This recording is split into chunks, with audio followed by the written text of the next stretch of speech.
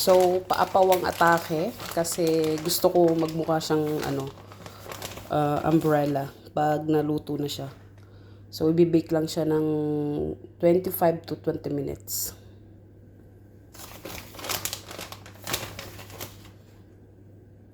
Muffin cheese.